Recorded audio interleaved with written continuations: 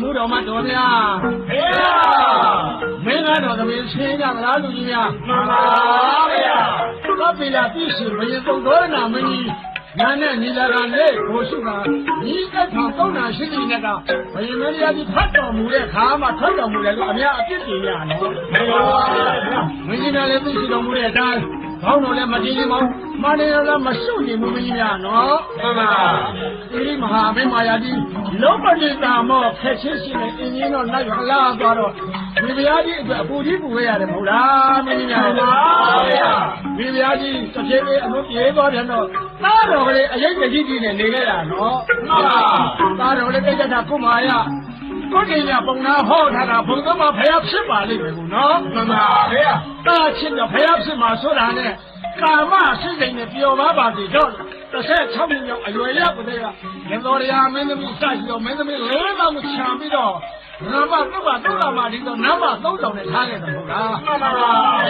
ဒါလေဥယျာဉ်တော်ထွက်တော်မူတော့နမလေးပါးထင်တာနဲ့ဇောရမနဲ့အခုတော့တောထွက်သွားတယ်ဟုတ်လားမှန်ပါဗျာမဂရတိုင်းရာပြိုတိုင်းပြည်ပြည်သားကအကြီးတော်တိုင်းပြည်မှာပြောမပြကြတာအခုခေါ်တော့မှဖရားတယ်မင်းများမှန်ပါဗျာသာဖရားရဲ့တရားနိုင်အောင်အများတော်အားလုံးအပိတ်ခလိုက်တာ9ချိန်9ခါရှိပါပေါ့လားမှန်ပါဗျာအမတ်တယောက်ဘိုးကြီး1000ပါသွားနော်မှန်ပါ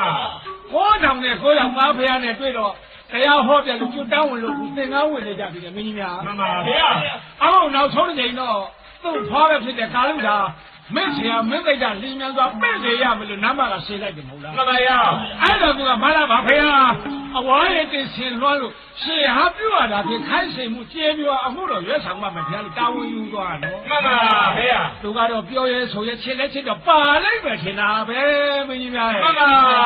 ဗျာအေးတာတို့လာတဲ့ထားမြန်းကြွပြီးတော့အမွေဆက်ခံအုပ်စိုးဆံမနိုင်ရဟာမပြောက်ရအောင်သားတယောက်မင်းနန္ဒနဲ့သမီးရကလျာဏီတို့စုံကြီးတရားပရွှေဖူးစာကလေးဆက်ရွှေလက်တော်ထချင်တယ်ဘယ်နဲ့လဲမင်းကြီးလားတက်တော်ရောက်ပါဗျာကဲကောင်းပြီဗျာသူ့မယ်တော်ဖြစ်တော့ခေါရမီထံအဲ့ဒါသရုံးတင်ကြပြီလို့နော်နေပါဗျာ900တော်မင်္ဂလာတရားကြီးကျင်းပါရမယ်မင်းကြီးလားမင်္ဂလာပါဗျာအိမ်နဲ့မင်္ဂလာအုပ်ဆောင်တို့မင်္ဂလာသင်္ကြန်ဆောင်မင်္ဂလာထိန်မြန်ကြီးမင်္ဂလာအိမ်ရှိချင်းဆောင်မင်္ဂလာ900တော်မင်္ဂလာတရားကြီးကျင်းပါကြဗျာတကယ်လားဗျာဒီလိုအိမ်ဘက်တွေကလည်းကောင်းမျက်စိထဲမှာလည်းပတ်ခနဲ့မြင်ရတော့ကာလုကာကြီးပြီးတော့ကြွလာလိမ့်မယ်ထင်တာပဲမင်းသားရဲ့မှန်ပါဗျာအလိုပြောလို့ဆိုတော့ကာလုကာကြီးပြီးပါလားကြွလာလိုက်ဗျာကြွလာရမူပါဗျာကြွလာမူပါဗျာပင်သားနဲ့ဆင်များလာပြီလို့ဗျာမှန်ပါရဲ့လားတော့မှန်ပါရဲ့ကျွန်တော်ဒီဟမ်းပြရလေဘုရားကိုရအောင်ပြင်ပေးပါမယ်လို့မင်းကြီးခံခဲ့တာယခုကျွန်တော်ရဟန်းပြုခဲ့ကြပြီပါတော့မှန်ပါဗျာပါဗျာတော့ပြင်လို့များရပါရဲ့လားဗျာပြင်လို့ရပါတယ်တကားတော့ပြင်လို့ရပါတယ်မမြင်ရလို့ပါဗျာဘုရားဒီတာနာ1000ချာရနဲ့ဘုရားသူပြပချီချင်းကြီးကြွချီတော်မူလာပါလိမ့်မယ်မှန်ပါကျွန်တော်ဒီတကားတော့သိရာကောင်းငင်ကြီးမှဇာအဘိညာဉ်ဖြင့်ကြွလာနေပြီတကားတော့အရှင်ဘုရားကတော့ဇာအဘိညာဉ်နဲ့ကြွလာတာဟုတ်ပါရဲ့သားဘုရားကတော့အရှင်ဘုရားကတော့ဇာအဘိညာဉ်နဲ့များမကြွနိုင်လို့လားဘုရား။အိုးတရားတော်ကြီးနေဆရာဘုရားနဲ့ကျွန်တော်ကနှဲ့ရှင်နေတာမသိပါ။မှန်ပါ။ဆရာဘုရားဒီလောကုတ္တရာကို7ပါးလောကီကိုတရား7ပါးတရားပေါင်းနဲ့ပြည့်စုံပြီဖြင့် ဆက်ကြော်လာအနန္တအားမျက်စိကမရရမြဖြင့်ကြွားလီပြန်ခေါက်ရောက်တော်မူနေသောဆရာဘုရားနဲ့ကျွန်ုပ်အားနိုင်ရှင်ခြင်းကမသိမှတကားတော့ဝန်တာလိုက်ခဗျာအဲဒီနောက်ပါတန်ကအများတဲ့သားဖရာအတွက်ဆွာတာဝင်သွားပြီးတော့ကတ်လူစီခြင်းပါတဖေလားသွားအလုပ်ကတာဝန်နိုင်ပါလေတကားတော့ဖေရတပည့်တော်စီပါမမင်းများမှန်ပါဖေရအစစ်ပြေနောက်ပြည်တောင်းမြောက်ပြည်မှာစပြီးတော့စေရနာရှင်နဲ့သားဖရာအတွက်ဆွာတာဝင်လို့ဆိုယူကြရမယ်မှန်ပါဖေရဟုတ်တော့သားဖရာနဲ့နောက်ပါသံဃာနှစ်တော့အတွက်ကျောင်းတော်ကြီးကဆောက်ရလိမ့်မယ်နော်မှန်ပါဖေရနိရောဓာယုံဆိုတော့အပြင်နဲ့ဒီကျောင်းတော်ကြီးဆောက်ရဟုတ်လားဖေရကြွရောက်လာမယ်အများအပြသံဃာနဲ့တကွသားဖရာဆံစရာပြကလေးဘောဓရာအစုံနဲ့နိရောဓာယုံဆိုတဲ့မဟာရွှေကျောင်းတော်တွေအပေါင်းတရားနာရောက်တဲ့အခါအများတကာနေလောက်အောင်အကျေတာတရားနဲ့တပည့်သားမကနားနေတာချာမှန်ပါဗျာခေဝါလာတဲ့အခန်းကျေတွေထားကြနော်မှန်ပါဗျာဆွမ်းသားကြအဆောင်ဆက်ထုတ်ဟိုတောင်ဝဲစမုတ်ကတော့ဈေးတယ်လားအမိတ်လဲပါဗျာအတွင်းဆန်ကသိစားကြီးထားပင်နာချီမြနေစရာချောင်းဖို့လေသာဆောင်တဲ့တကွရကလေးလုံလောက်ဖို့အပြည့်အစုံဆောက်ရလက်တယ်မလို့ရှင်းမှန်ပါဗျာဟဲ့မော်ပလိအရှိအကြောင်းမျိုးပြီးရက်တော်မဖေးငွေမောင်းဆိုရင်မင်းကြီးများရွှေကြောင်းတော်ဆောက်ကြစေအမိတ်ပါဗျာအဲ့ပါဗျာ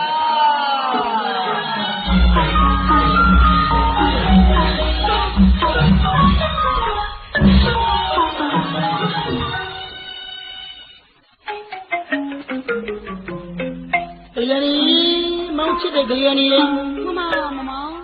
လောကချိုးရှိလို့အားမရရှိလို့မဝမမိတ်တဲ့မျက်လုံးနဲ့အမြဲတမ်းပြုံးကြည့်နေခြင်းနဲ့ညီမလေးမမပြောပြလိုက်လားဆရာဘဝငယ်လေးဝင်းမယဝီသောကိုရောက်စိတ်ခွန်းဘာတခါပြင်းရွှေစင်စင်ဆက်ပင်ပုံတဲ့သိထိုက်တယ်လေရင်ကျူးငယ်မူရဆွေမလေးသဲလာကြီးလားမမောင်ရဲ့သဲလာကြီးလားဆရာအပြောင်းကတော့တီးဦးမှာပဲမမောင်တော်ကြကြတော့သဘောထားမူပမာရင်ဖြစ်ကူမမှုနမိတ်ကြီးတွေ့ပြီးဆရာကဘာလို့စိတ်အေးနေရများဖြစ်နေလို့မလားမောင်ရဲ့ဘာများစိတ်အေးပြရှိလို့လေညီမရဲ့စိတ်အေးရတာပေါ့ဆရာဟောဒီယောက်ျားဆိုတဲ့ဘုဒ္ဓဝါစကားဟာလေတောင်းမတဲ့ကိုတမအခါကိုအချိုတကားပြလောက်မလို့ကောင်းရကဖောက်ချင်းဖောက်လေးခါတဲ့ကြားတကားလဲကုန်းရောခါတမဘုံတောက်တယ်လုံးလုံးရွတ်ကြောက်လို့သံတော်ဦးတင်နေရတယ်ဆရာမလေးဟာမလို့ဘာများရွတ်ကြောက်စရာရှိတာလဲစိတ်မချဘူးလားမလေးရွတ်ကြောက်ရတာပေါ့ဟဲ့မောင်ဖျားကလေကြောကလည်းတဲနေအချိကလည်းရဲနေဟိုကြောင့်ကိုမျိုးတွေကတော့နှောင်ပြီးရီးကုန်ရပြီဆရာကြီးကုန်ရတယ်ဟဲ့ကောင်းနေကောင်းလာလေသူနေရာတော်ပြရခါစားကြသားဟာလည်းတတိကဟာနဲ့ဘာများထင်နေလဲဟာဗျာကြည့်ကြတော့ကွယ်မှန်ပါတရားရည်သင်္ကြန်နဲ့ဦးငါမောင်တရားရည်သင်္ကြန်နဲ့ဦးငါဝိညာဉ်မကေခိုင်မောင်မင်းနာမဖြစ်နိုင်လေမှန်ပါဗျာရွှေရင်ဝေဖို့ဒီရခနေပြီဆရာသံသန္ဒရာတော့ရဲ့အယောလုံးဘုံမြတ်တော်ရသူကိုဘုံမြတ်တော်ရသူကိုမမသူမန္တအပါမြေပညာပွင့်ဒီဖြိုးခတ်တင်ရင်ချီကိုလို့ဤတော်မြတ်နာဘယ်လောက်ဖလားဗျာသူသွေးတော်ဝင်းတော်မလာမင်းရဲ့ဘုသေသောမောင်ရမင်းနာဖေးတဲ့ရေမင်းနာဖေးတဲ့ရေရွှေညနာမကွာလေတခေါ်လေးကြည့်နေခြင်းပေါင်းမစိတ်တွေချီအားကြောင့်တရားနီခရဲမလေးနော်မောင်ချီအားကြောင့်တရားနီခရဲတားရှိမောင်တော်ယူတော့ဗျာအော်မလေးအားရအောင်တောင်းမချီရသေးဘူးမမြောက်ရသေးဘူးချီစားလို့ဘွားရကြတယ်ဘာဘုံလေးမှန်ပါဗျာကိုတော်လေးရဲ့နောင်တော်တဆူจิตတော်မူသောသုံးလောကမှန်ကိုတရားမှုထုတ်ထားတတ်ရင်မြတ်စွာဘုရားသည်သုံးလုံးငါကြွလာပြီးမိတော်အားမင်းတော်ရှိ၍ကြားသိရန်နှင်းမြန်တန်တော်တင်ရပါဗျာအလိုအမလေးမျက် ဆိုဖျားကြွလာသလား ဟောဘုရားရှင်ကိုယ်တော်နဲ့ကြွလာတယ်ဗျာ နောင်တော်ဘုရားကြွလာလို့ဆိုတော့ဘာလဲဘလို့များမိန်တော်မူလိုက်လဲ ကိုတော်အမေတော်ရှိတာဗျာ ငါမိတော်ရှိတယ် ဟောကိုတော်အမေတော်ရှိတယ်ဗျာ မင်းကလေကွာတပည့်လေးမဆရာအားပါလို့ငါမရှိဘူးနေဘုံတော်ဆရာကွာတတ်မှတ်နေတယ်ကွာရှောက်ထားလိုက်ပြီးတာပဲမင်းဘလို့ရှောက်ထားလိုက်လဲ ကျွန်တော်မျိုးကြီးကရှိတယ်လို့ရှောက်ထားလိုက်တယ်ဗျာ ဘေးလိုက် အမှန်ပြရတယ်ဒါကြောင့်တမင်ကြိုပါလို့ပြောတာအာကုလေလာဥကြိုလေ နမလို့လေး မမဘယ်လိုရေးတော်များပေါ်နေလို့လဲဖေ။ နောင်တော်ဘုရားကြွချီလာပြီကနောင်တော်ဘုရားကြွချီလာပြီအဲ့တော့မောင်တော်ကိုအမေတော်ရှိတယ်မောင်တော်သွားပြီးဒီဦးကျိုးပြအောင်မဲသွားပြီးတော့ကတော့အောင်မဲဗျာ ဘလို့လေနှုံကြီးမြဖျားကြွနှမ်းလို့လာပြီ။မမောင်ဖျားကိုယ်တိုင်သွားပြီးခုမေလို့ပဲဖြစ်ပါလေမောင်ရဲ့ ဘာကြောင့်လို့ညီမ ။နမလေးခွင့်မပေးနိုင်ဘူးဗျာ။ခွင့်မပေးနိုင်ဘူးမောင်ဖျား ။အိုးညီမလေးကွယ်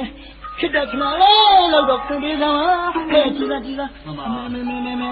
ရွှေမြတ်ကြီးတော့စိုးလာပြီသူရွှေမြတ်ကြီးစိုးလိုက်ခဲ့တိတ်မလို့နော်လို့ဗျာ ။ဘယ်ခွင့်ပေးနိုင်မှာမလဲမမောင်။နှုံကြီးမြဖျားကြွမြန်းလို့လာပြီဆိုတဲ့စကားကိုကြားလိုက်ရတာလေ။သမတော်ရင်ထဲမှာသမုတ်ရဝဲဩကလှိုင်းတဘို့ထတယ်လို့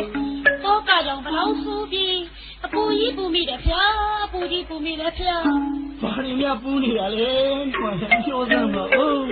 ခလေးမပူရဘဲနေပါမလားအဝင်းကကြားရတဲ့သတင်းစကားကဖြင့်ရာဇကြောပြည်အလုံးအုံကြွက်တစ်ခဲနဲ့ဖဲတယ်မမောင် ။ဘလို့ ဘာဖြစ်လို့လဲဆိုတော့တာရမိရင်မရရဲ့လင်းတွေဟာကို့နောင်တော်မြတ်ဖျားကနောက်ပါခေါ်ပြီးသိခါတော့အနှင်းလို့ရဟန်းမြတ်ပြုတ်ကျင်လာတဲ့အခုတော့ဖြင့်လင်းရှိရမရသားရှိရမိခင်တွေမှာအားကိုးရမဲ့ပုံရပြီးတယ်မမောင် ။အိုး တကယ်လို့များမောင်ဖျားကကျွမ်းများသွားရင်မောင်တော်နမတော်ခုလိုပြောခဲ့တဲ့ပြောပွဲကြီးဟာကိုလည်းနောက်ဆုံးပြောရင်းကြီးဖြစ်ပါပဲဖြစ်တော့ပါပဲ ရွှေမြတ်ကြီးလေဦးရရွယ်သူလို့ကြောက်လာပြီ။ ဆိုရင်ကြာလို့မှာဗျာ ဆရာခံနေတော့ရလည်းမပြရဘူး တရားကြီး နာနာမောင်တော်တစ်ခေရှောင်းကြပြောရှောင်းကြပြော ခဏလေးတော့ခွင့်ပြီးမှာပေါ့ခွင့်ပြီး က မှာ လေး ပေါ့ ခွင့်မပေးနိုင်ဘူးခွင့်မပေးနိုင်ဘူးမမောင်ရဲ့ခွင့်မပေးနိုင်ဘူးနော် ဘာလို့မသိတော့ပါဗျာ မလေးသိတယ်သွားမှာပေါ့သွားချင်မှာပေါ့ဟင်မောင်လဲနမလဲလုံးမတောင်းမှချစ်နေနိုးနေတဲ့အချိန်ခါမျိုးမှာမောင်ဖျားကဖွက်ခွာပြီးကြွမြန်းနေတယ်ဆိုတော့သိပါတယ်ရှင်ခွဲမခွဲပဲနဲ့ခေါ်လဲဖူတော့ပြန်ခါရညာ မလေးစင်ပွဲမပွဲနဲ့တေပွဲပွဲမယ်လို့နမိတ်ဖတ်တယ်လားမလေးမဖြစ်ပါဘူး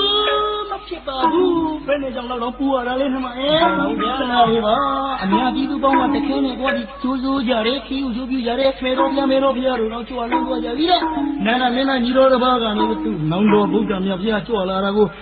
ဘယ်ယူမထားဘူးအလေးမထားဘူးဆိုအများကအိမ်ရှောင်းမတော့ဘူးဆိုကြမှာပေါ့နော်ရဲ့ မမဗျာ ဒီကမင်းတို့ခင်ဗျာဟောသူတော်ပညာသား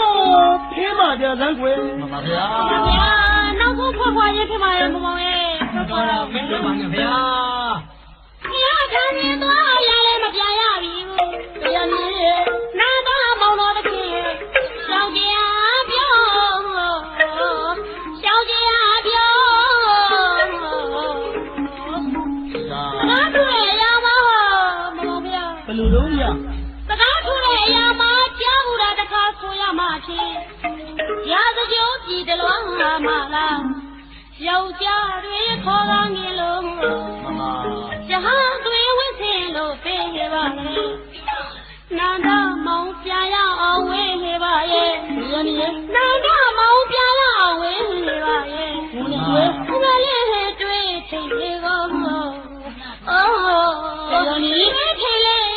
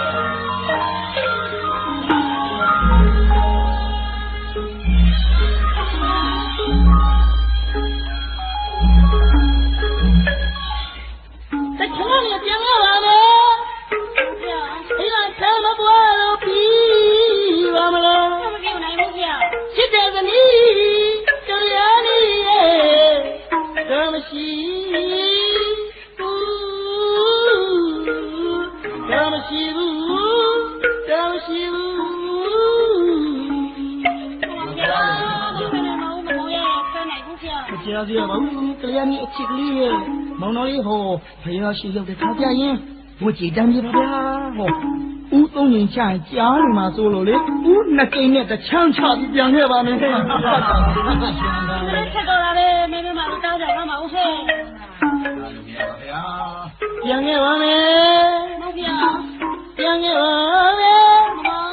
မန်ချာမညူးစုနဲ့ကိုကြီးဗျာမောင်ချစ်သူနဲ့သားမချုပ်ခင်ပါ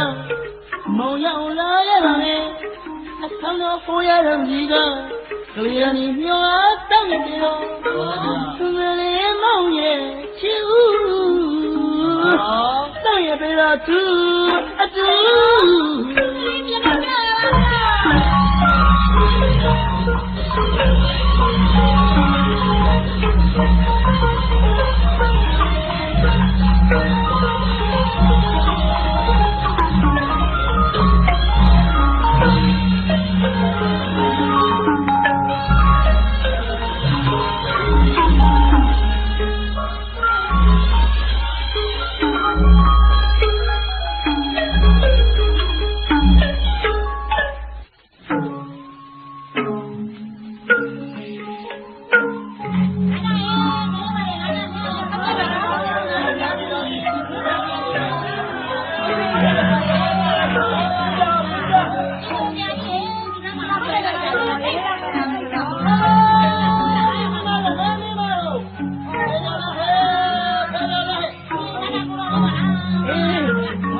ပြေလာတာနောက်ကြမှာသိုးလို့ကွမှန်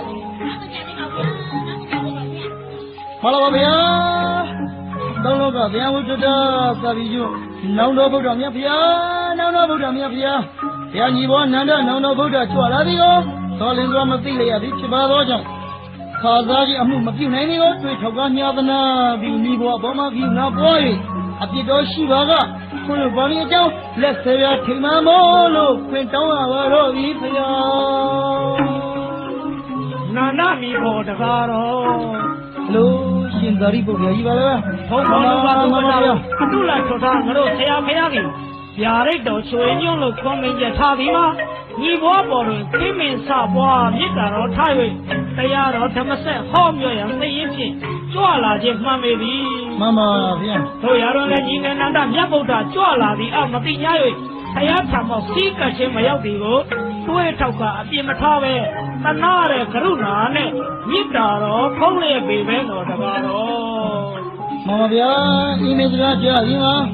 ဝမ်းမြဝင်သားရှိလိုက်ကြောင်းပါဗျာတရားညီဘဝနန္ဒနောင်တော်ဗုဒ္ဓအားဥချခဲ့ပါလေဗျာရှိခိုးခဲ့ပါလေဗျာရှိခိုးပါလေဗျာသီခံတကားတော်သီခံလို့မြန်ပြန်ညီမာလေးဆိုဘာများသီခံခိုင်းနေပါမှန်ပါဗျာမိန်တော်မူပါဗျာသင်နောင်တော်ဖျားကဒီဘဝနန္ဒအားသပိတ်တော်ကမ်းရမယ်လို့မှားရမ်းတော်ရှိတယ်တကားတော်အလိုဒုက္ခသပိတ်ကမ်းမယ်သပိတ်ကမ်းမယ်ဆိုစိတ်ထဲမလန်းတော့ဘူးမြန်ပြန်ညီမာလေးဆိုမှဒီသပိတ်ကျဘာလို့များကမ်းနေရပါမလဲဒုက္ခပါပဲမယူလို့လည်းမကောင်းအကြောင်းကြောင့်လည်းရှိငယ်လေးကိုကကြောက်ခဲ့ရတယ်ငယ်ကြောက်ဖြစ်နေတော့မြင်ပဲလို့လည်းမသိမော်ဗျာသပိတ်တော်ကမ်းတော်ဘူးဗျာသပိတ်ပေးသလားပါဖေရဒါနန္ဒဖေရသပိတ်တော်သာယူပါလေဘုရားရှင်လို့ရှိတဲ့အခါရွှေလက်တော်နှမ်းပါလိမ့်မယ်တကားရဲ့မှန်ပါဗျာပေးသနာပါဗျာပေးသနာပါဗျာမလေးတပိတ်ကြီးလေးလေးလိုက်တာဩ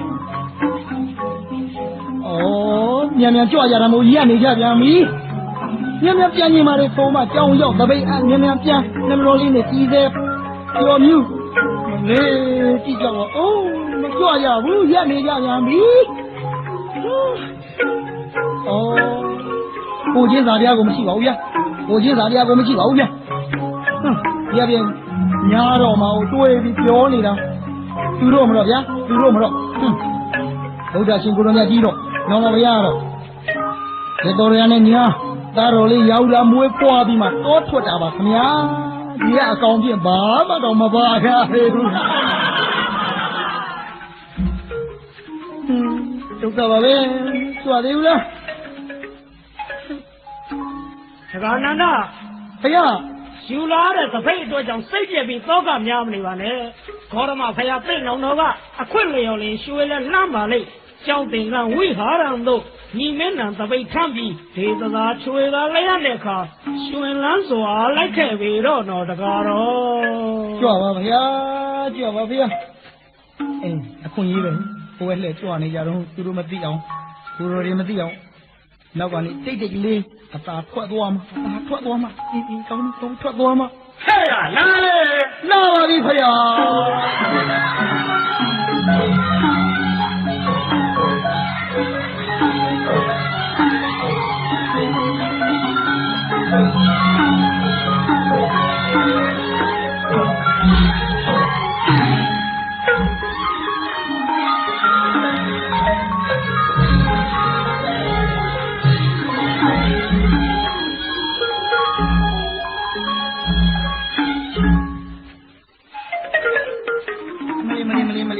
အခုမှလည်းပြီးပြီတော့လေ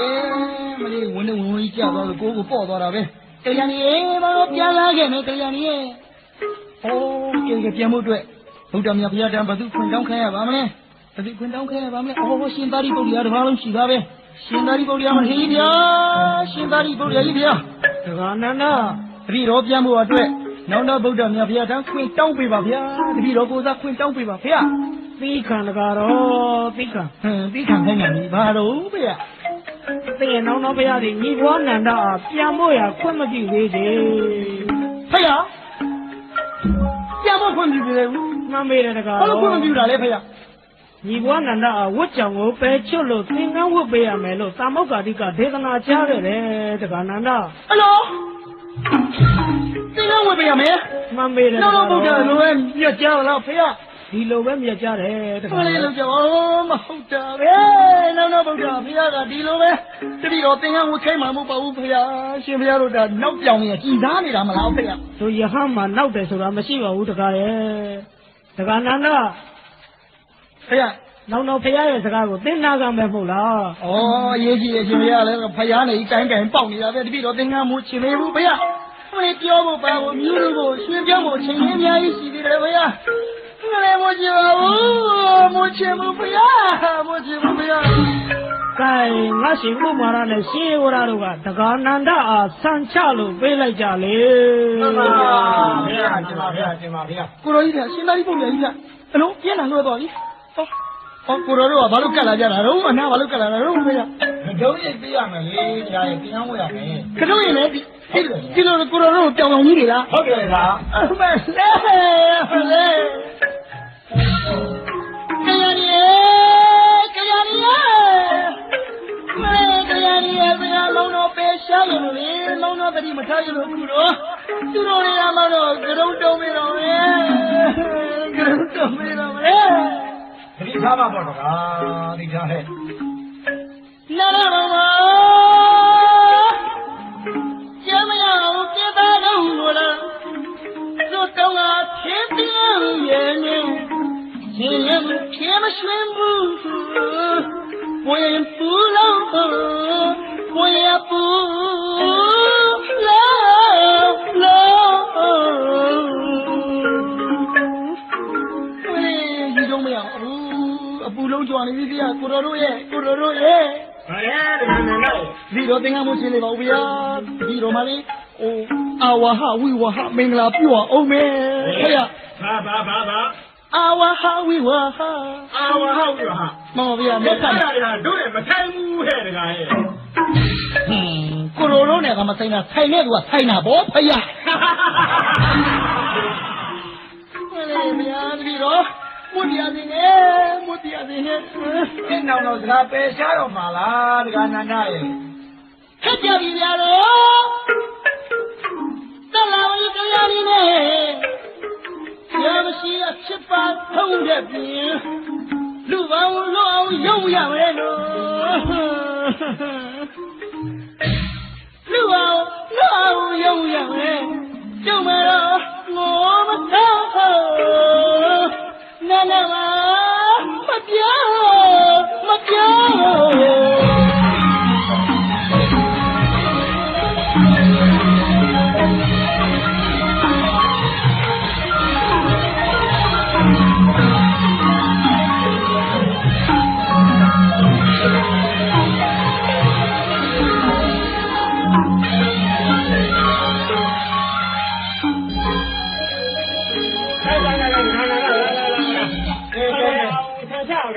ချရအောင်တကားဆန်းချအောင်ဆန်းရိပ်အောင်ကောင်းပါပြီ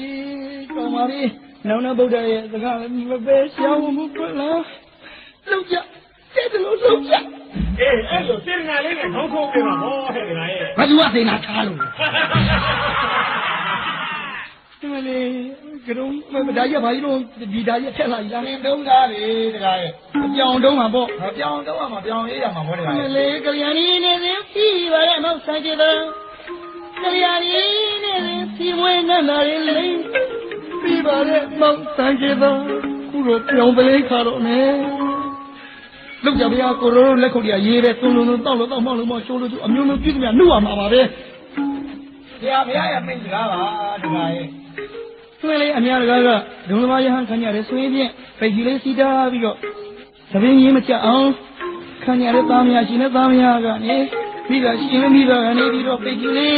ဘယ်လောက်များကြက်ပြီးရှိလိုက်လေနန္ဒရဲ့မင်းပြန်စဉ်းစားလားမင်းမာတော့လေဘသူမှပိတ်ကြီးလေးစီးတာပြီးဆန်းခံမဲ့သူမရှိဘူးမရှိဘူး မတူပါနဲ့တကားရဲ့ငါကိုယ်ဆန်းခံပေးပါဘောဟဲ့ကိုတော့သင်္ကန်းလေးနဲ့အောက်ကဆန်းခံပေးကိုတော့မျက်ခွက်ကြည့်လို့ဘယ်တစ်ခွက်စိတ်ပါလားရှိ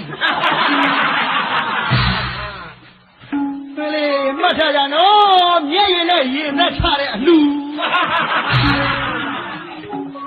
ကဲတကားဆန်းချရအောင်ဆန်းပေးအောင်ကိလေသာကာမမောင်က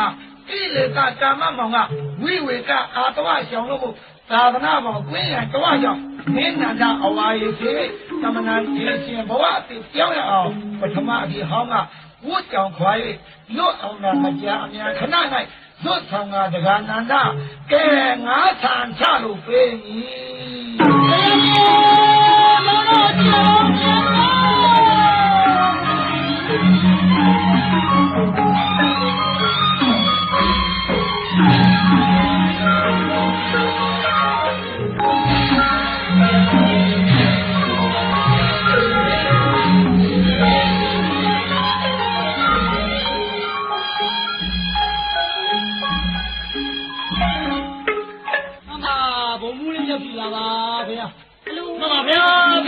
မမဖေဟဲ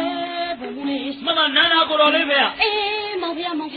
မလေးမောင်ဖေအတွက်ရတဲ့မအေးဖြစ်နေရတာမောင်မင်းရဲ့မောင်ဖေကိုတော်တိုင်းကြွားများလို့လားဗလားဟဲ့မဒီလိုမဟုတ်ပါဗျာနာနာကိုတော်လေးကျောင်းတော်ရောက်တကားလားဘုရားရှင်ကိုတော်မြတ်ကအဝါယေစင်မြတ်ပြီးသင်္ကန်းဝတ်ပေးလိုက်ပါဗျာ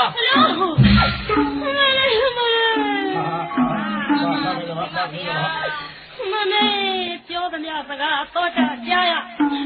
ပြောသမျှစကားတော့တာကြားရမျောရမည်မှတ်ပါရဲ့မှတ်တကရင်မဆို့လို့ပေါ့မောင်ရဲ့အာပါဗျာမလေးသေဖို့လားရှိတော့တယ်ဗျာ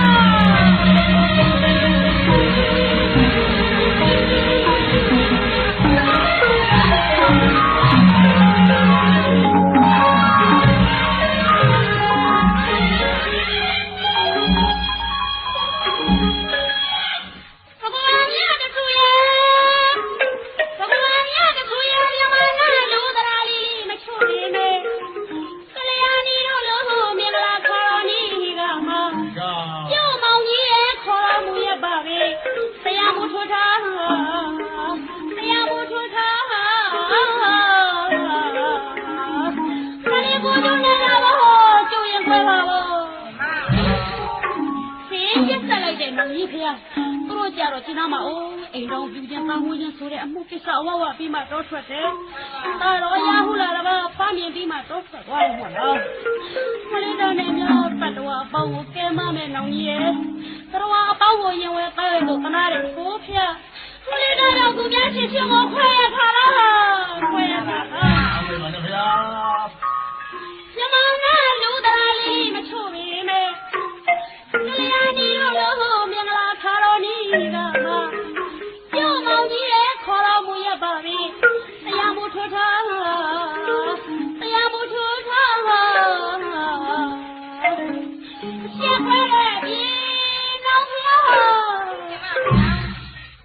ရှက်ခွဲတဲ့ဒီမဲဆွဲသူကျင်းမောင်ညောသင်္ကာညောင်းထုံတော်လုံးမစီက不去那一块来装了哦，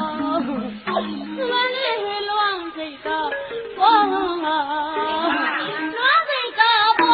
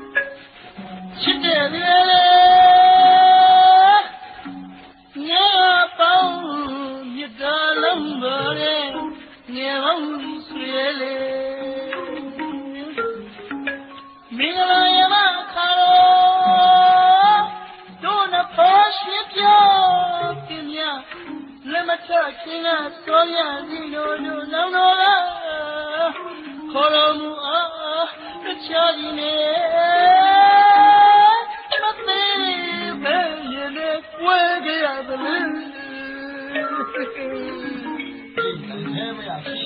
ဘွာကြီးအင်းကြီးဟုတ် ကလျာဏီမသက်တော်သူမကြားတဲ့စကားလေးတန်းညံ့ညံ့ကြီးပြန်ခဲ့ပါတော့တန်တန်သူမသင်္ကန်းဝကမချွတ်သာတခါပြည့်ပဲနဲ့မောင်းပြောင်းရမလဲကလျာဏီရဲ့ ဟောက်ကလျာဏီသားကြားနေလား Welcome, oh people. Kalyani is me. Amazing people, young people. Most coming, piao. Shui ao long ma. Kadong, chichiri bo Kalyani.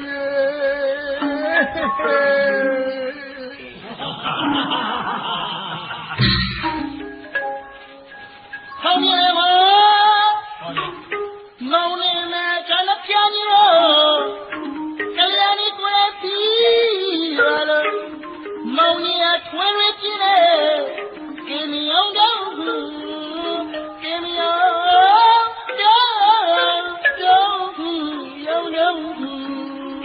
Mama, Nino, batulele, ini lalu kuat sekali bang ya. Bagi saya aja dulu. ဘုံရဖုံးမင်းလိုပါလားဗျာ 再有面到处。 ရာလေးပြန်ရာလေးပြန် 哎，从来没扎进嘛，我从来没挖进嘛不。ကလျာဏီရဲ့ကလျာဏီရဲ့ကလျာဏီရဲ့ကလျာဏီရဲ့မလေးမောင်တော့ဖုံးကြည့်ရပါဦးတော့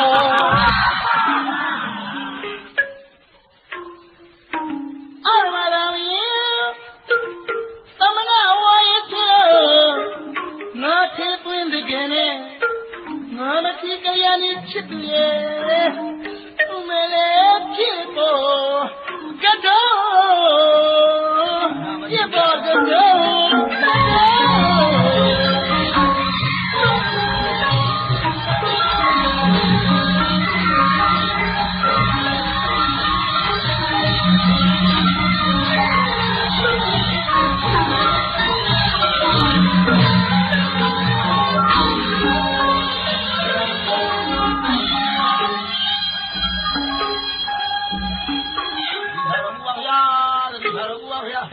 မင်းတို့တရားနာရင်ဖယားဘဂဝါရှိတာပွားကြကွာငါရှိမလာကြနဲ့ ဒီမှာဒီလိုတို့နန္ဒမထေရတရားဥနာကြည့်လို့ပါဗျာ ကဲဒါဖြင့်တရားနာရင်ငါတက်ကွာငါသိသလောက်တော့ ဒီမှာ မင်းတို့ငါဟောမှာပေါ့ ဟောတော်မူပါဗျာဟောတော်မူပါဗျာအာရှိလူလည်းရှိပါဗျာ အနိစ္စဒုက္ခအနတ္တတဲ့ ဒီမှာဗျာ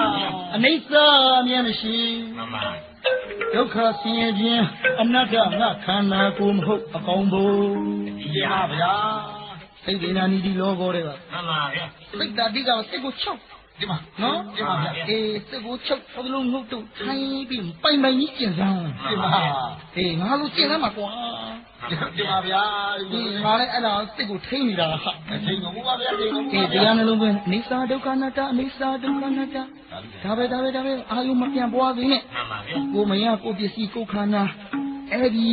တက်ကာယအစွဲလန်းဒိဋ္ဌိတွေထဲကြ မမဗျာ အိသဒုက္ခအနတ္တအိသဒုက္ခအနတ္တအိသဒုက္ခအနတ္တကလျာဏီယော ဒီတရားဒီပါလာတာပဲဥတော်ဝါ ဘာနဲ့ ကဲတူပါနာပါဗျာပါနာပါဗျာ အဲ့ဒီကလူကလည်းကလျာဏီယောပြောတယ် ပါကြတယ်ဗျာ မောင်တော်ဖျားရဲ့မောင်တော်ဖျားရဲ့သူမလေးမောင်တော်ဖျားကြိတ်တဲ့မောင်တော်ဖျားနှစ်တဲ့ကလူပန်းလေးတွေအဆောင်တော်တစ်ခုလုံးဖြန့်ဖြင်းထားမယ် ဒီမှာဗျာ ဒီအမြလေးဒီကြောင့်ပရဝိုင်းတွင်းမှာရှိနေရင်တော့ငါပြန်ပြီးတော့ငါပြန်ကြည့်ပေးလို့ပဲစိတ်ထဲမချဘူးပေးပါသားဒါနဲ့ခုတ်ပြမယ်ဒီအပင်ကလူပန်းလေးဒါနဲ့ခုတ်ပြမယ်အလိုရှင်သာရိပုတ္တရာကြီးပါလားမင်းတို့ဖေးကြတော့ တော်မူပါဗျာတော်မူကြပြီဗျာ ဘယ်နဲ့လဲမထင်နန္ဒ ဖေးရ သာသနာ့ဘုံမှာပျော်မွေ့ပါရဲ့လားမထင်နန္ဒ မင်းရဲ့ပလေးဖျားမပြောဘူးဖေးရ မပျော်မွေ့ဘူးလားဩမထင်နန္ဒ သာသနာ့ဘုံမှာမပြောမွေ့တာဖြင့်ဒီနေ့သိရဲ့နောင်တော်ဘုရားကခရီးပေကစားကြီးကြွချီတော်မူလိုက်မယ်မထေနန္ဒလည်းနောက်ပါကခါစားလို့လိုက်ခဲ့ရမယ်လို့မိန့်တော်မူတယ်မထေနန္ဒ ဒီတော့ဘယ်မှမသွားခြင်းဘူးဗျာဘယ်များခေါ်မလို့လဲဗျာအရှင်ဘုရားတို့မေးစမ်းမရသေးလူတယောက်ကိုနှိမ့်ဆက်ဖို့နှိမ့်ဆက်ပြီးဘယ်နည်းကြံနေတော့ဗျာ ဒီလိုမအောင်မေ့ပါနဲ့လေမထေနန္ဒသိရဲ့နောင်တော်ဘုရားကအကြောင်းရှိလို့ဖြစ်မှာပေါ့မထေနန္ဒ ကျော်ဗျာလိုက်ဖို့အရာနဲ့မှာပဲဗျာ ကဲသတိတရားထားနော်နန္ဒမထေရရာခဲ့ကိကနန္ဒမထေရရာခဲ့ကိကကိုစတာဘွဲ့ထိလောင်စာမွေ၍ပေါင်းကာမေဝိတ္တမအေးသမျှသတိတစ်ချက်ပေးရန်ပမာတင်ဖို့ဘဂဝါအရှင်ဝနေကပယံကြွမိကြောင့်ထာဝစဉ်အဖြစ်မှန်ရတယ်အောင်ကဲမထေနန္ဒနောက်ပါကခစားလို့လိုက်ခဲ့ပြီလို့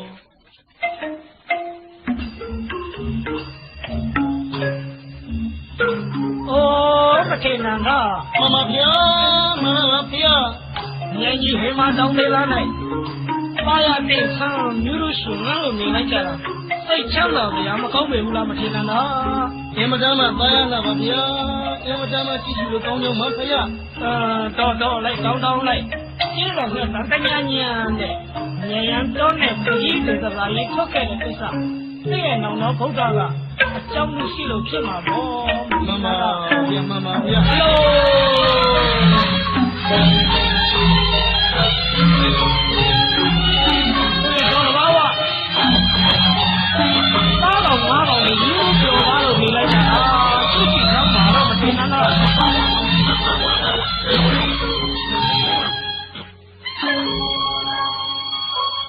ရှင်နန္ဒ မမဗျာ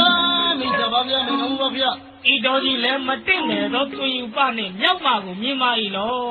မြင်းကြီးကြောင်းပါဗျာ အေးတဲ့နောင်တော်ငါတို့ရဲ့ဘုရားရှင်တော်ဖရာကမေကုန်းတော်ထုတ်လို့ဒီမှာသိရဲ့ချစ်လာစွာသောသနပရကလျာဏီနဲ့ဟိုတိတ်မုတ်တော်ပေါ်မှာထိုင်းနေတဲ့မြောက်အိုမကြီးတို့လှပတဲ့နမူနာဘယ်သူကပါတယ်လဲလို့အမေတော်ရှိပြီလေရှင်နန္ဒ မင်းတလူမင်းရဲ့ညမကြီးနဲ့ကလျာဏီနဲ့ဘယ်သူကပူလာတယ်လဲ မမေတော်ရှင်နန္ဒ မင်းရပါရောဗျာမင်းရပါလို့ဗျာတနေ့ပုံကြီးချက်ပြီးရုပ်တဲ့ဒီအင်မတန်အယုတ်ဆိုးလာတဲ့အမြောက်မကြီးနဲ့ကလျာဏီလေးနဲ့အင်မတန်လှပါတဲ့ကလျာဏီနဲ့နိုင်ရလားဗျာရက်စလာရနောက်ပြရရက်စလာရရက်စလာရဗျာ တဲ့နောင်တော်ဖရာရှိသေးတယ်လေသတိထားမှာ အစရကြီးအစရကြီးတနောပရကလေးရီတော့ဝရသနီကိုမခေါ်ရညောင်းမကြီးလို့ပမောတိရဲ့ပေါ်ပြီးဘဂဝါဟံရှင်ပယရရှိပယ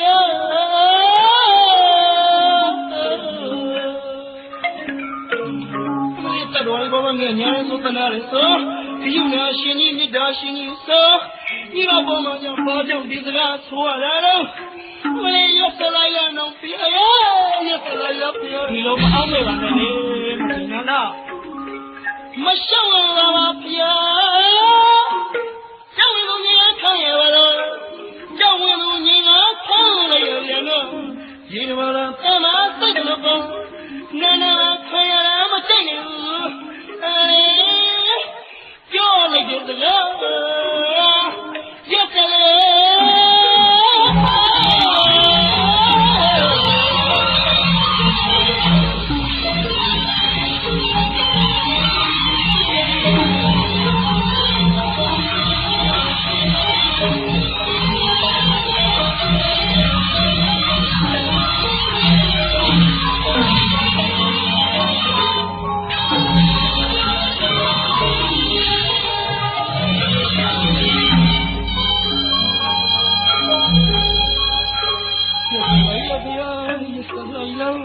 ငါရှင်နန္ဒ မမဖေး တဲ့ရဲ့နောင်တော်ဘုရားကမြောက်အိုမကြီးနဲ့တဲ့ရဲ့ချစ်လာစွာသောဇနပရကလျာဏီတို့ရှင်ဖတင်စားပြလို့ဒေါမနတပွားလို့နေသလား ဒေါမနတော့ဘောလားဘောပြဂေါရမဖျားကတင်မေရက်စတာဗျာရက်စတာပဲ ဒေါမနတပွားလို့မနေပါနဲ့လေခေါရမဖရာတဲ့နောင်တော်ကခရီးထေကစားကြီးဆက်လက်လို့ကြွချီလိမ့်မယ်ရှင်နန္ဒ မမ ယခုတပန်းခရီးထေကစားကြီးဆက်လက်လို့ကြွချီမှာက နတ်တို့ဆိုင်ရာဝရိနာကိုကြွချီလိမ့်မယ်နော် နတ်ပြည်ကို မှန်မေတယ်ရှင်နန္ဒာ နှမ်းကြွပါဗျာနှမ်းကြွတော့မလို့ဗျာ နတ်ပြည်ကိုမြတ်ကြွတဲ့နေရာမှာဘုရားရဲ့တကောတော်နဲ့အသင်နဲ့ဇံဝင်စားပြီးတော့လိုက်ခဲ့ရပြီလိမ့်မယ်မထင်နဲ့လား မှန်ပါဗျာမှန်ပါဗျာ အေးဗုဒ္ဓအရဟံဘဂဝါမြတ်ရှင်ကဗုဒ္ဓအရဟံဘဂဝါမြတ်ရှင်ကသတ္တုထဇံတမန်ပေါက်ဝင်ပြီးလေဓမ္မနတ်အတွင်ဇံရင်နဲ့ကြွမိကြောင့်မြန်လျင်တခဏဒေဝပြည်သို့မနေကြွချီတိဝလာသို့မြန်ရအောင်ကဲဝရိန္ဒာနန်းတို့တက်မည်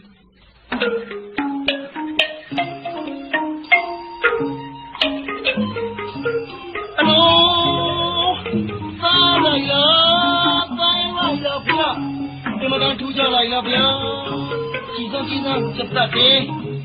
ရောင်းလေးဖန်နေလိုက်တာဝင်းရတာဘာလို့လဲအိုးပတ်ကုန်နေတယ်သူရဘာလို့လဲဗျာ အေးသာနတ်တို့တိုင်တော်ဝရိန္ဒာလို့ခေါ်တယ်ရှင်နန္ဒာ အော်လောက်ပါလေဒီလေးရောဒီလေးဗျာ နတ်တော်ရတယ်ပေါ့ရှင်နန္ဒာ မင်းလေး မှန်မေတယ်ရှင်နန္ဒာ သူကြလိုက်ရောလာလိုက်ရောဗျာလာလိုက်ရောဗျာမင်းလာလိုက်ရောဗျာလာလိုက်ရောဒီလက်ချာခါစုပ်ပါရအောင်လာကြမှာဗျာတရားပုံရတယ်ဗျာဘလို့ဘယ်လိုပုံရတော့ သူတို့ရဲ့ဘုံဌာနမြန်းကြွလို့သွားပြီလေရှင်နန္ဒာ ပြန်လာရတော့ဘူးလားဗျာ မလာတော့ဘူးရှင်နန္ဒာ မင်းတို့မမြင်မနေနဲ့ဦးဗျာမမြင်မနေနဲ့အောင်ဆွဲလာနေပြီသူလည်းဗျာကြီးလားဆွဲလာနေပြီဗျာဆွဲလာနေပြီဗျာဦးဝတော်အရာတကြီးတော့ရဲ့ဦးဝတော်ယူပါရောလာရကြည့်ရယ်တက္ကမနဲ့သမီးတွေတက္ကမနဲ့သမီးတွေတခေါင်းကြီးရယုံနဲ့ငါရှင်ပြေမဖြောင်းနိုင်ဘူးသေလောက်ဆွဲသေလောက်ဆွဲဆွဲ အင်မတန်မှဆွဲလန်းလို့နေသလားရှင်နန္ဒာ ဆွဲလာနေပြီဆွဲလာနေပြီတခါမှထူးထူးခြားခြားမမြင်ဘူးအောင်ဆုံးရလာတယ်သူတို့ယူပါယုံလေးတွေဗျာမမြင်မနေနေတော့မမြင်မနေနေတော့ခေါ်ပေးပါဦးဗျာခေါ်ပေးပါဦးဗျာ ဘယ်ခေါ်လို့ရမလဲရှင်နန္ဒာရဲ့သတိထားမှာပေါ့ ကျက်တိဘုံမှာကျက်တိဘုံမှာနတ်သမီးယူပါယုံဆုံးဥပတောတောင်းလောင်းနဲ့မြည်ရနဲ့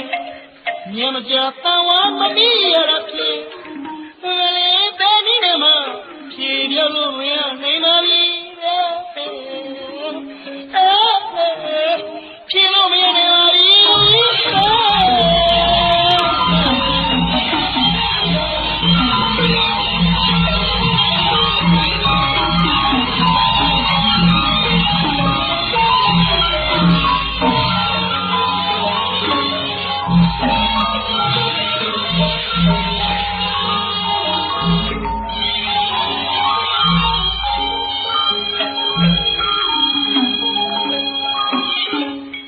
ရှင်နန္ဒာ ဖေရ ဒီနတ်သမီးလေးတွေဟာတကယ်ချောတကယ်လှပါလား သိလှပါလေဖေရလှပါလေဖေရ အေးသိရင်နောင်တော်ဗုဒ္ဓကမေခွန်းတော်ထုတ်လို့ထားတယ်ရှင်နန္ဒာ ဘာများပါလဲဖေရ ဒီနတ်သမီးလေးတွေနဲ့သိရဲ့ချစ်လာစွာသောဇနပရကလျာဏီတို့လှပတဲ့နမူနာဘယ်သူကသာသလဲလို့အမေတော်ရှိပြီလေရှင်နန္ဒာအမေတော်ရှိပြီလေ မှန်ပါပါဗျာတပည့်တော်မှန်ရအောင်လျှောက်ထားပြစီပါဗျာ မှန်ရကိုလျှောက်ထားရမှာပေါ့ ရှင်ဗျာဘယ်သူမှတော့လျှောက်မပြောပါနဲ့နော်ဖေရ တို့ယဟန်ဆိုတာမပြောတတ်ပါဘူးရှင်နန္ဒာ ရှင်ဗျာအတင်းနေပါလေလဲတော့မပြောတတ်ပါဘူးနော် တို့ယဟန်မှာအတင်းပြောတယ်ဆိုတာမရှိပါဘူးရှင်နန္ဒာရဲ့ မှန်ရလျှောက်ထားမယ်ဆိုရင်တော့ကလျာဏီနဲ့ဒီလပ်ပါတဲ့နတ်သမီးလေးတွေနဲ့ရှင်ထတင်စားကြည့်လိုက်မယ်ဆိုရင်ကလျာဏီကဟိုလူပြေမှာတော်တယ်တွေ့ရတယ်မြောက်မကြီးနဲ့တူသွားတာပဲဗျာ ဟမ်ကလျာဏီနဲ့ဒီနတ်သမီးလေးတွေနဲ့ရှင်ထတင်စားလို့ကြည့်မယ်ဆိုရင်ကလျာဏီကဟိုတော်တယ်မှာတွေ့ခဲ့တဲ့မြောက်အောင်မကြီးနဲ့တူသွားပြီဟုတ်လား မှန်ပါဗျာ နေသမ်းပါဦးရှင်နန္ဒာနေသမ်းပါဦးတော်တယ်မှာမြောက်အောင်မကြီးတွေ့ခဲ့စဉ်အချိန်တုန်းကမြောက်အောင်မကြီးကတိတ်ပြီးတော့အယုတ်ဆိုးလို့လားသိရဲ့ချစ်လာစွာသောဇနပရကလျာဏီကပုံလှလာလို့လားဒီလိုမဟုတ်ဘူးရှင်နန္ဒာရဲ့သူ့ရှင်းဆွဲအတိုင်းပဲနော်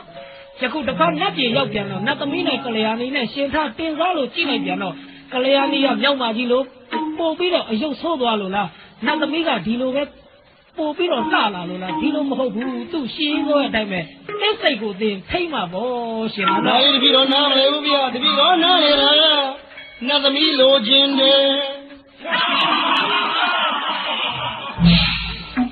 နတ်သမီးကိုအသိတကယ်လို့ချင်မလား လိုချင်ပါလေဗျာ လို့ချင်တာဖြင့်သိရဲ့နောက်ဗုဒ္ဓကနတ်သမီးလာစေတတ်သောဂါထာပေးလို့ထားတယ်ရှင်နန္ဒာ မြန်မြန်ပေးပါဗျာမြန်မြန်ပေးတော်မူပါဗျာ ဒီဂါထာဟာတုတ်တိတ်ပါဂါထာလို့ခေါ်တယ်နော် တုတ်တိတ်တာဂါတာ ဒီဂါထာဟာဒီမှာရွတ်လို့လည်းမရဘူးကပိလဝပြည်နေချောတာရုံကြောင့်မိမိသတင်း300ကြောက်တင်ကအတွင်းမှာလုံးလာဥဒ္ဒဟနဲ့ရွတ်ဖတ်တဲ့ဆယ်မယ်ဆိုလို့ရှိရင်ရက်မကြခင်နတ်သမီးရောက်လာမှာပေါ့ရှင်နန္ဒာ အိုးလူပြေမှာပြန်ရွတ်အောင်လားဗျာ လူပြင်မှာပြန်ပြီးတော့ရွတ်ရမယ်ရှ စေ င် တ နန္ နာ ဒာ သွေးမြန်မြန်ရရင်ဗျာလူပြေခုံစင်းရလို့ခုံစင်းရလို့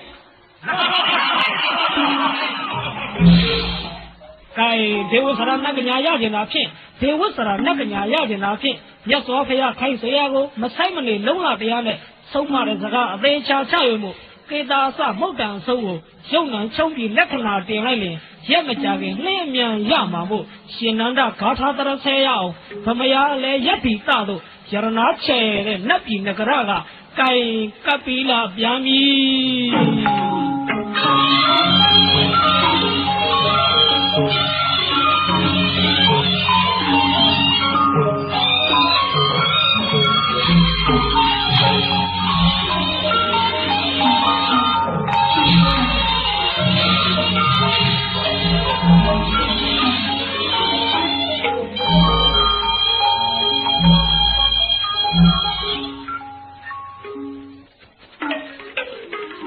โอ้งาสิกูมาละ ဒီပါရှင်ယေဝဒဗျာ မထေနန်းကလေငါတို့ရဲ့ဆိုဘုရားနဲ့လက်ပြေလင်္ကာမှာမြတ်တော်လာပြီလေ ဒီပါ အခုချိန်မှာဒုတိယခရမြတ်ရုပ်ကတည်းကလုပ်နေတယ် ဒီပါဗျာ အေးငါသမီးလာစေကဆိုလို့ဆိုရဟာ ဒီပါဗျာ အေးကလည်းဒါမျိုးအမတ်ပါနေပါဘောလား ဒီပါ ဒါမျိုးတရားရောက်အနာကကြွလာဆိုလားငါရှင် ကြွပါဗျာကြွပါဗျာ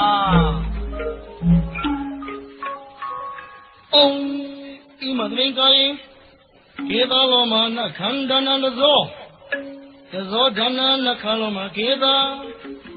မန္တနာရူအရိယဒီမိဇံကေတလောမနခန္ဓာနဇောဒနာနခလောမကေတာ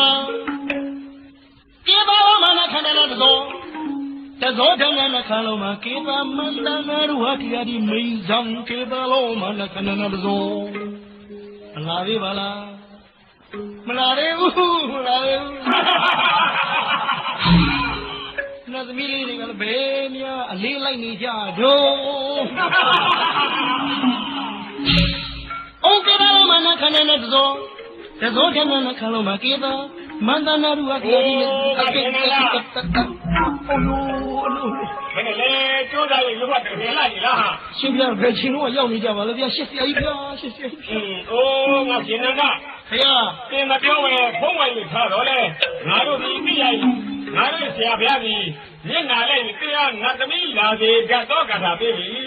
တင်ကြိုးစားရဲ့ရုပ်ဖတ်ကြတဲ့ဒီကိုပြီးရငါတို့တဲ့အားရှိသူကြီးတို့ရတယ်ဤကာတာကိုမသိဘဲနဲ့လူချင်းနဲ့ပြီးရတဲ့လူချင်းကပိုးရဲ့ကျိုးများတယ်ငါရှင်နန္ဒရဲ့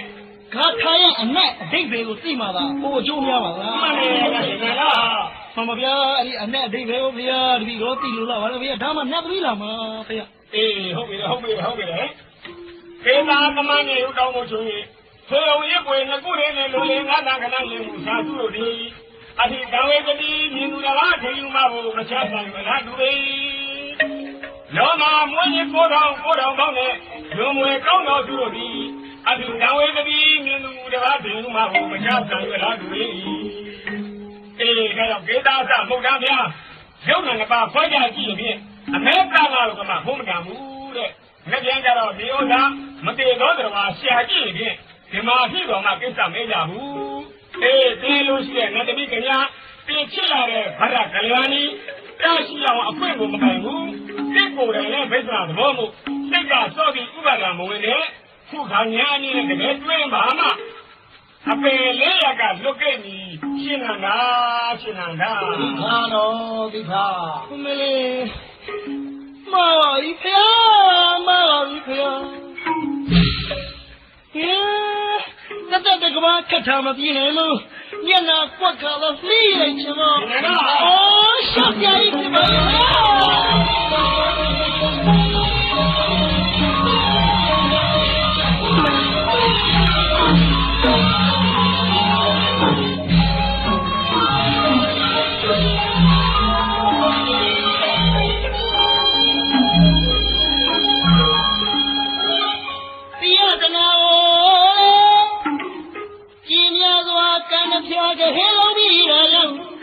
တောင်ရရည်သူမခရကျွဲလို့မျိုးရည်တော့ဘဂဝါပရမေသောဘဂဝါပရမေသောတတိပဒံသောင်းရလို့နိဝရဏမနွေမလေးနိဝရဏမနွေမလေးမလေးမလေးဝိဒကေပန်နေတိလနောနာခရရည်တော့တိလကနာပရမတ်ထပွားပြီနဲ့ပြဒနာဟာတွေတွေ့ကြုံရခဲ့ပါမလောဘကိလေသာမှာတတိကိုဖြစ်နေတဲ့လောဘကိလေသာမှာသောကပရိဒေဝနဲ့ဖက်တော်ရဲ့သောဝိဒကရာပြင်းတနာဘောဝတ္တကညာချောပြရင်မဟာဩဃာတော်နေရလေ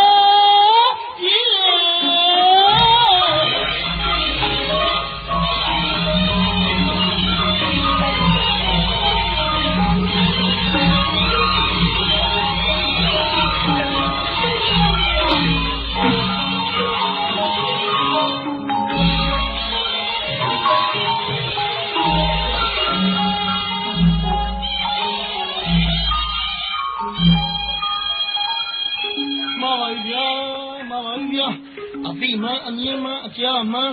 လမ်းစဉ်မှန်ကိုဘုရားတပည့်တော်ဒီနေ့ဒီချိန်ကစပြီးတော့ရှောင်းလမ်းပါတော့မယ်ဘုရားထာဝရငြိမ်းရချုပ်ရဖြစ်သောတန်တိဒုက္ခကိုတပည့်တော်ရလိုပါပြီတရားအာထုတ်ပါတော့မိဘုရားတရားပါအာထုတ်ပါတော့မိဘုရားဟောရဒုက္ခကောင်းလေစွာကောင်းလေစွာငါရှင်ရလားလာဟဲ့တပည့်တော်လာဟဲ့မလာပါသားတော်မဖေဟာငါကလေးတော်မြေရင်းနဲ့မြက်ခွက်တည်းမှာစက်တယ်မရှိပါဘူးဖေဟာဝတ်ကြောင်လဲတော်မူပါတော့သားတော်မဖေဟာမလာပါဗျာဝတ်ကြောင်လဲတော်မူပါမောင်ဗျာဒီခဏတကားတော့ရင်းနေရှင်းမင်းရည်ဒီခဏတော့ကျွန်တော်ဒီအပိမအမြင်မအကြာမဒီနေ့ပင်ရရှိခဲ့ပြီ။ဒါကြောင့်ဒီစီစဉ်နိုင်စီစဉ်ကိုရင်းတပွဲထင်မှတ်ပါ၍ထောက်ရချုပ်ရငင်းရဖြစ်သောရတဖို့တို့ရောက်လို့တဲ့အာသီသာဖြင့်တရားဓမ္မနဲ့ပါမွေ့လျော်အားထုတ်တော်မူဟုဆုံးဖြတ်လိုက်ပြီးထိလန်းကိုစွန့်ပယ်လိုက်ပြီးမင်းကြီးစွန့်ပယ်လိုက်ပြီးသာဓုသာဓုသာဓုတပည့်တော်မောင်တော်ဖေအမရှိတာကြားပြီမဟုတ်လားတပည့်တော်ရဲ့မှန်ပါပါဗျာဖေသမီးတော်လေးလည်းဖြည့်ရဘောကပါရမီဖြည့်ပါတော့မယ်ဗျာသာဓုပါတပည့်တော်ရဲ့ကောင်းလေစွာညီတော်မင်းလန်ချုပ်ခန်းဒီမလေးနဲ့ကြည်တမ်းပါလေခင်ဗျာမှန်ပါဗျာနာတော်တော့ပန်းစင်းကြတဲ့ပေသားပေါင်းဘယာမညောင်းမဲ့အခါကောင်းနဲ့သာတွေ့ကြရပါစေဆိုတာမြတ်တော်ပေးဝေကြသွေမြတ်တော်ပေးဝေကြသွေမှန်ပါဗျာစီရပါလို့လမ်းရပါစေကိုစီရပါလို့လမ်းရပါစေကိုခြေတော်မင်းရဲ့သွေးဖွဲ့ကိုလည်းမြတ်တော်ဟောလိုအိတ်ကကိုသိတဲ့ပြောပြေဝကြပြီဦးမဒီနေ့မှဆိုင်လေးမြန်တိုင်းမင်းချမ်းပြီ